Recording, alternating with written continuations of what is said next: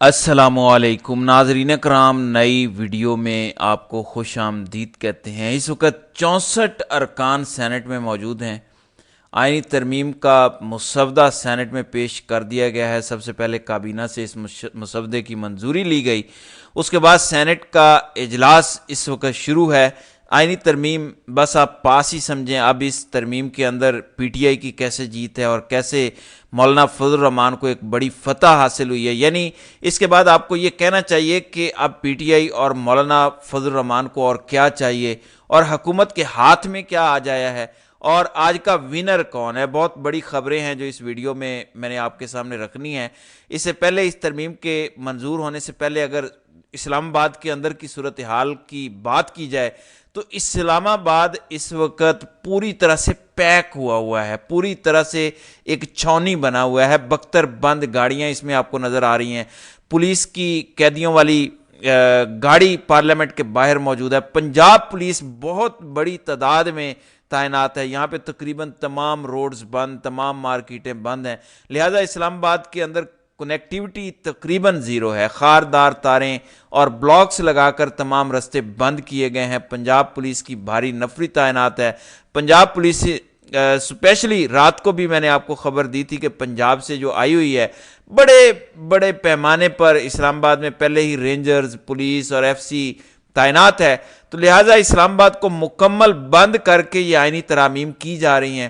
اس وقت 64 ارکان سینٹ میں موجود ہیں۔ آئینی ترامیم کا مسودہ سینٹ میں پیش کیا گیا ہے، اور جب تک آپ یہ ویڈیو دیکھ رہے ہوں گے آئینی ترامیم سینٹ سے پاس ہو چکی ہوں گی، اور اس سے اگلا مرحلہ پھر قومی اسمبلی کا ہوگا۔ پی ٹی آئی نے آج ووٹ نہ دینے کا فیصلہ کیا ہے، لیکن پی ٹی آئی نے یہ کہا ہے، بیرسٹر گوہر نے یہ کہا ہے کہ ہم قومی اسمبلی اور سینٹ کے اندر پہنچیں گے، اور جس طرح سے انہوں نے لوگوں کو اٹھایا ہے، ہمارے 10 سے 11 لوگوں کو غائب کیا ہے، زبردستی ووٹ لے رہے ہیں، اختر مینگل کے 2 سینیٹرز غائب ہیں، تو ہم ان کو بے نقاب ضرور کریں گے، ہم ان کو ایکسپوز ضرور کریں گے، ہم ضرور جائیں گے، لیکن ووٹنگ نہیں کریں گے۔ اور ووٹنگ اس لیے نہیں کریں گے، یہ نہیں کہ ہمیں مسودے پر اعتراض ہے، اس لیے نہیں کریں گے کیونکہ ہم یہ سمجھتے ہیں کہ ان کے پاس یہ مینڈیٹ ہی نہیں ہے، یہ جعلی لوگ ہیں، یہ فارم 47 والے ہیں، لہٰذا اس کے لیے ان کو ووٹ کرنے کا سوال ہی پیدا نہیں ہوتا۔ اب رہی بات جو مولانا فضل الرحمان اور پی ٹی آئی کی ہے، آپ لوگ سوچ رہے ہوں گے کہ آئینی ترمیم تو ہو گئی، پی ٹی آئی کو کیا ملا، مولانا فضل الرحمان کو کیا ملا؟ تو بیسیکلی یہ جو ترامیم ہو رہی ہیں، یہ ترامیم مولانا فضل الرحمان اور پی ٹی آئی کا ہی مسودہ ہے۔ وہ جو تمام گھٹیا چیزیں تھیں، وہ جو تمام خطرناک چیزیں تھیں، چاہے وہ ملٹری کورٹس کو لے کر ہوں، چاہے وہ ججز کے اختیارات کو یا اسلام آباد ہائی کورٹ کے اختیارات کو محدود کرنے کے حوالے سے ترامیم ہوں، چاہے انسانی بنیادی حقوق کے معاملات ہوں، ایجنسیز کے حوالے سے جو تھا کہ اگر ایجنسیز کہیں ریڈ کرتی ہیں تو اس کو تحفظ حاصل ہوگا، اس کو کہیں چیلنج نہیں کیا جا سکے گا، تو یہ تمام چیزیں جتنی بھی ہیں ان کو ختم کیا گیا ہے۔ یعنی آج مولانا سے بھی سوال کیا گیا، اور اس وقت بھی یہی ڈیبیٹ ہو رہی ہے کہ وہ جو ایک سانپ تھا آئینی ترمیم والا، اس سے زہر نکال دیا گیا ہے، اس کے دانت توڑ دیے گئے ہیں، لہٰذا اب اس ترمیم کے اندر کچھ چیزیں ہو سکتا ہے تھوڑی بہت خطرناک ہوں، لیکن میجورٹی ایسی چیزیں جو پاکستان کے اندر لا قانونیت کو، پاکستان کے اندر پورے کے پورے قانون اور آئین کا حلیہ ہی بگاڑ سکتی ہیں، وہ نکال دی گئی ہیں۔ یہ ضرور ہو سکتا ہے کہ سینٹ کے اندر یعنی مسودہ کچھ اور دکھایا جائے اور ترامیم کچھ اور منظور کروا لی جائیں، اس طرح کا دھوکہ بھی ہماری ملٹری اسٹیبلشمنٹ کر سکتی ہے۔ ماضی میں اس طرح کی کئی مثالیں موجود ہیں، اس لیے عین ممکن ہے کہ اس طرح کا کوئی دھوکہ دینے کے بھی مولانا اور پی ٹی آئی کے ساتھ کوشش کی جائے۔ اب آپ سوچیں گے کہ ترامیم اگر نکال بھی دی گئی ہیں کچھ، تو وہ آئینی ترامیم ہونی ہی نہیں چاہیے، یہ ہونا ہی نہیں چاہیے، وہ ہونا ہی نہیں چاہیے۔ تو ریالٹی یہ ہے کہ پی ٹی آئی اپنے بندے نہیں بچا سکی۔ جو سچ ہے، جو سچی بات ہے کہ پی ٹی آئی کی قیادت بری طرح سے ناکام ہوئی ہے، فیل ہوئی ہے۔ کیا بیرسٹر گوہر، کیا علی امین گنڈا پور، سبھی ناکام ہوئے ہیں۔ 1 مہینے سے شور ڈالا ہوا تھا، کہا جا رہا تھا، ہم نے اپنی ویڈیوز میں بار بار کہا کہ پلیز اپنے بندے بچاؤ، ہیں ہی کتنے، 70-80 بندے ہیں، وہ بچا لو، اپنے سینیٹرز بچا لو جو 19 کی تعداد میں ہیں۔ یعنی کوئی بڑی تعداد تو تھی نہیں کہ ہزاروں کے اندر آپ نے لوگوں کو مینج کرنا تھا، آپ نے وہ نہیں کیا۔ اب آپ کے بندے جا چکے ہیں، آپ کے بندے یا مشکوک ہو چکے ہیں، کمپرومائز ہو چکے ہیں، یا بک چکے ہیں، یا مجبور ہو چکے ہیں۔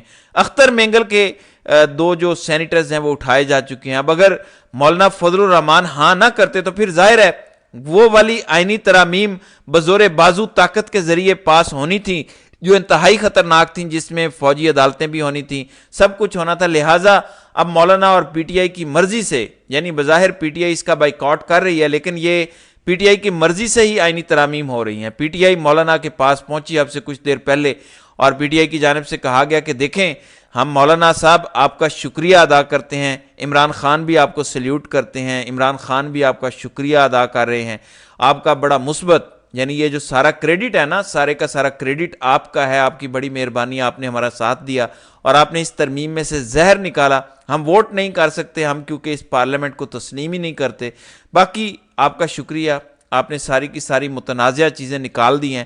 اب جو کمیٹی والا معاملہ ہے کہ 12 رکنی پارلیمانی کمیٹی ہوگی، وہ چیف جسٹس کی تعیناتی اس کے ذریعے ہوگی، تو نعیم اشرف بٹ جو اے آر وائی کے سینئر رپورٹر ہیں، انویسٹیگیٹو جرنلسٹ ہیں، ہیڈ ہیں انویسٹیگیشن کے، وہ یہ کہتے ہیں کہ یہ جو 12 رکنی کمیٹی ہوگی، ظاہر ہے 2/3 میجورٹی کے ساتھ تعیناتی ہوگی، تو حکومت کے پاس 2/3 میجورٹی نہیں ہوگی، الٹیمیٹلی جسٹس منصور علی شاہ کو ہی چیف جسٹس اپوائنٹ کرنا پڑے گا۔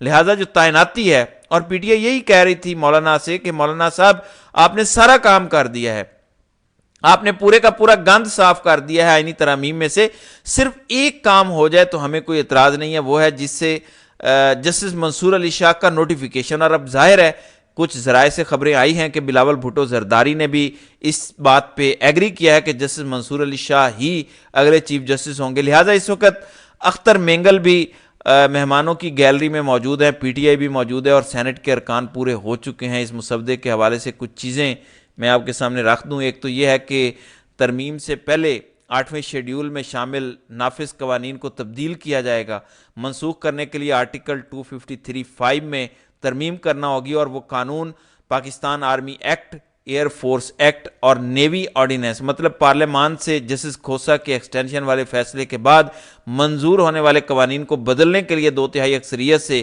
آئین کو بدلنا ہوگا۔ یعنی یہ جو اہم تعیناتیاں ملٹری کے اندر ہیں اس کے اندر تبدیلی کی جا رہی ہے۔ اس کے علاوہ بتایا جا رہا ہے کہ چیف جسٹس آف پاکستان کا تقرر 3 سال کے لیے ہوگا، 12 رکنی کمیٹی 2/3 اکثریت کے ساتھ چیف جسٹس آف پاکستان کی تعیناتی کرے گی۔ اعظم نذیر تارڑ کہتے ہیں کہ حلف کے مطابق کام کرنے والے ججز ترقی کی منازل طے کریں گے۔ ماضی میں شکایات رہی ہیں کہ ججز کے کام کرنے کی لگن میں کمی آئی ہے، جوڈیشری کو اچھی تنخواہ دی جاتی ہے کہ وہ اچھا کام کریں۔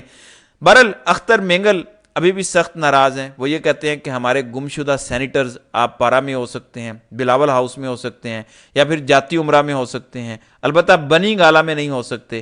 آج اس سرکس کا تماشا دیکھنے کے لیے آیا ہوں۔ تو یہ اس وقت معاملات ہیں۔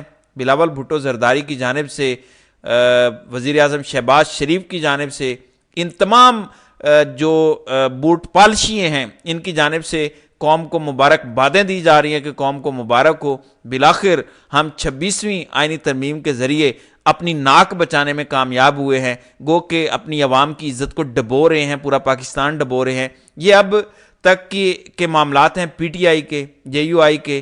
مولانا فضل الرحمان کی پارٹی کے حاجی عبدالشکور جو سینیٹر ہیں غائب ہو گئے تھے، وہ بھی آج منظر عام پر آئے ہیں۔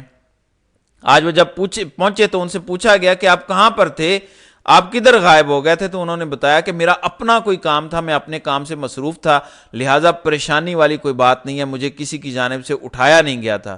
لہٰذا P T I, J you آئی فے اور تقریباً سبھی اس پر رضامند ہیں۔ اب یہ آئینی ترامیم پاس ہو گئی ہیں۔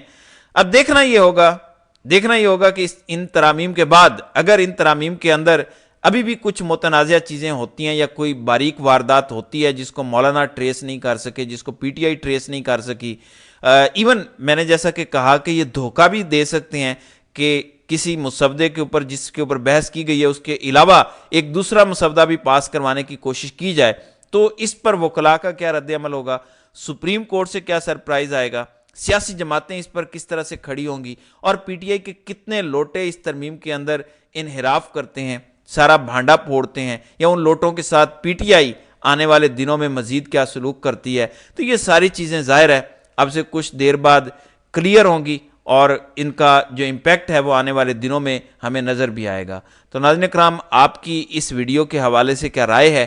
آپ اپنی رائے کا اظہار کامنٹ سیکشن میں ضرور کیجیے گا.